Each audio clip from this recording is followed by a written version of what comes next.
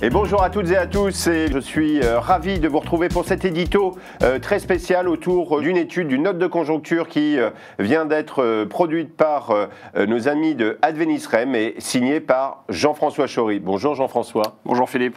Alors Jean-François, justement je le disais en introduction, vous venez de produire une note justement d'information sur l'Allemagne en particulier. Déjà pourquoi en fait cette note, pourquoi vous vous sentez obligé justement de la produire? Pourquoi l'Allemagne? Et pourquoi l'Allemagne? D'une part parce qu'on est très présent en Allemagne depuis longtemps. Je rappelle juste qu'Advenis-REM est une société de gestion qui gère des SCPI et qui aujourd'hui a son véhicule phare qui s'appelle Eurovalis et qui est investi depuis 10 ans puisque on fête le 10e anniversaire de la SCPI Eurovalis. C'est une SCPI qui est investie à 100% en Allemagne depuis donc 2015 et qui, par effectivement ses investissements, profite et des fois subit les évolutions de l'Allemagne. Et donc pour nous, il est important, comme on l'a fait depuis quelques mois maintenant sur le marché ibérique, puisqu'on a une autre SCPI sur cette zone-là. Et une étude que vous aviez également produite dans ce sens? Exactement. On se devait de refaire un focus effectivement sur ce qui se passe en Allemagne. Et il s'est passé pas mal de choses ces derniers mois, notamment avec l'arrivée d'un nouveau gouvernement, avec Friedrich Merz. Eh ben, très bien. Et justement, alors, l'étude est à disposition également des professionnels qui nous suivent et il suffit en effet de se tourner vers vous pour l'obtenir. Qu'est-ce qui leur sort? Quels sont les points majeurs à retenir autour de cette étude? Alors, un petit rappel de ce qui s'est passé en Allemagne ces 2 dernières années, avec l'avènement du Covid. Alors, ça fait un peu plus de 2 ans, mais c'est un petit peu le départ de ce qui s'est passé en Europe et en Allemagne en particulier, avec les problématiques de l'Ukraine et donc la remontée des taux d'une part et la remontée aussi des coûts de l'énergie. Donc, l'Allemagne est en récession depuis les 2 dernières années. Pourquoi? Parce que c'est simplement la première économie européenne, la 3e puissance économique mondiale, et que quand les marchés sont perturbés, c'est souvent effectivement les premiers de la classe qui souffrent un petit peu plus que les autres. Ça, c'est le constat. Mais il y a eu des gros changements là récemment. Voilà, et donc ce qui vient de se passer, c'est un changement de gouvernement, l'arrivée donc d'un nouveau chancelier, une mise en place très rapide, en 1 semaine, d'un plan de relance. Donc l'objectif du gouvernement, c'est de relancer effectivement la compétitivité de l'Allemagne, relancer l'économie allemande et remettre de la croissance dans l'outil de production allemand. Et donc il y a eu plusieurs décisions qui ont été prises majeures. Le premier, c'est un plan de relance sur un fonds de 500 milliards qui vient effectivement appuyer les sujets d'infrastructure, des sujets de transition énergétique. De défense également. Des sujets de défense, notamment avec l'environnement géopolitique qu'on connaît. Donc ça, c'est le premier gros signe qui a été envoyé à l'industrie, notamment allemande.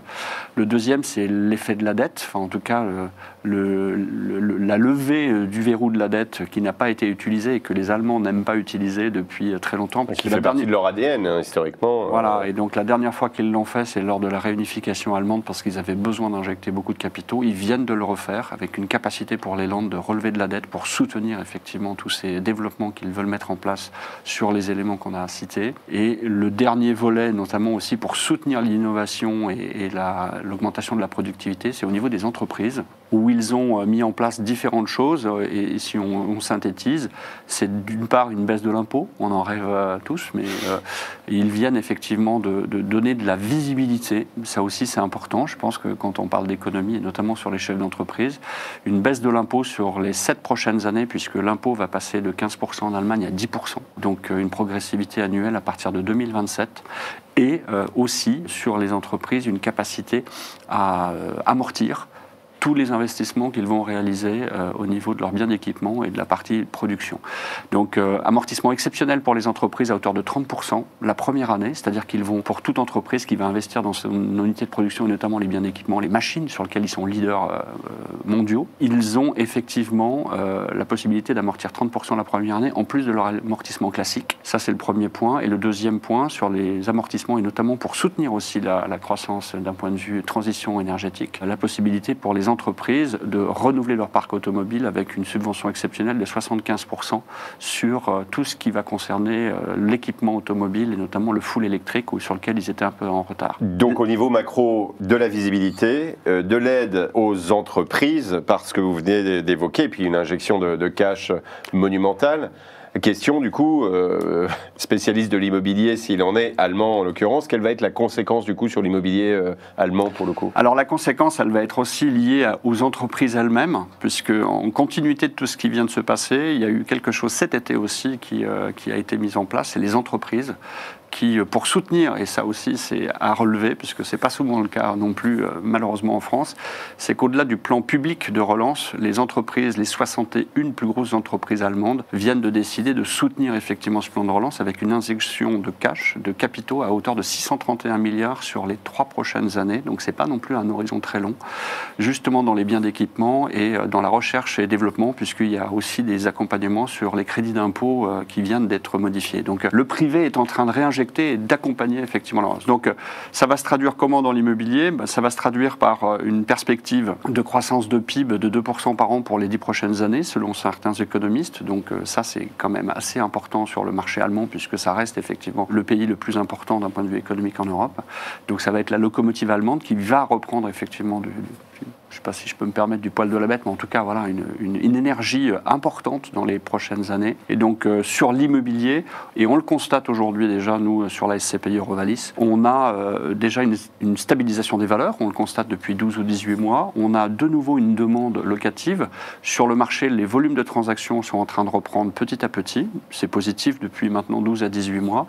La demande placée aussi en bureau est en train d'augmenter. Elle était à plus 7% sur le premier semestre. Et donc, on voit dans le moral des chefs d'entreprise qui est de nouveau à la hausse. On le voit aussi sur les marchés financiers, puisque le DAX a subi, en tout cas plutôt bénéficié d'une hausse assez conséquente de ces derniers mois. On voit que les entreprises ont de nouveau de la visibilité et se projettent. Et donc forcément en immobilier, ça devrait avoir, parce que ça va quand même prendre du temps, ça devrait avoir une incidence assez favorable dans les 12-24 mois qui vont arriver. Et quelles devraient être les classes d'actifs qui devraient en profiter le plus, selon toi, Jean-François? On devrait avoir un peu toutes les classes d'actifs qui devraient en bénéficier, puisque ça devrait relancer la demande intérieure, ça devrait aussi relancer les investissements, et notamment les investisseurs étrangers qui vont s'intéresser de près à l'augmentation des outils de production d'Allemagne. Compte tenu des spécificités de la relance qui sont essentiellement liées à l'industrie, aux infrastructures, aux transitions énergétiques, tous les biens industriels, tous les sujets qui vont concerner la logistique, le bureau aussi, doivent effectivement un peu plus ressortir dans cette thématique. Immédiatement, ça pourrait être industrie, logistique, mais très vite, au long cours, c'est en effet toutes les classes d'actifs, y compris bureau, même commerce. Le tissu industriel, je rappelle juste que l'Allemagne, et ça c'est quand même un élément très important à retenir aussi, l'Allemagne c'est le champion des Hidden Champions justement, c'est-à-dire les entreprises qui font entre 50 millions et 3 milliards de chiffre d'affaires et qui ne sont pas connues du grand public, mais qui sont pour autant leaders dans leur marché en Europe et dans le top 3 mondial. L'Allemagne, en fin 2021, puisqu'on n'a pas d'analyse depuis, en possède 1500 et quelques, j'ai pas le chiffre exact, mais c'est plus de 1500. Pour information, les US derrière, c'est 350. D'accord. Le Japon, c'est 283 et la France, c'est 111. Donc le tissu industriel allemand qui est à la pointe dans son marché est très dense et avec les injections de cash, avec tout ce qu'on vient d'évoquer, doit bénéficier effectivement de cette relance économique et de cette relance effectivement industrielle. Donc ça fait partie des éléments qui sont aussi très puissants et très forts sur les années qui viennent. Super. Est-ce qu'on a tout dit, Jean-François ? Il y a encore beaucoup, mais peut-être se tourner vers l'étude. Ça sera le moment de lire l'étude. Ok, super. Merci beaucoup, Jean-François. Eh bien, justement, donc on va enchaîner avec la suite des événements. Pour disposer de ce document et de cette note de conjoncture, n'hésitez pas à faire appel aux équipes de Advenis REM. Et là, c'est le moment maintenant des ateliers avant de retrouver notre prochaine table ronde ici en plénière dans 10 minutes. À tout de suite.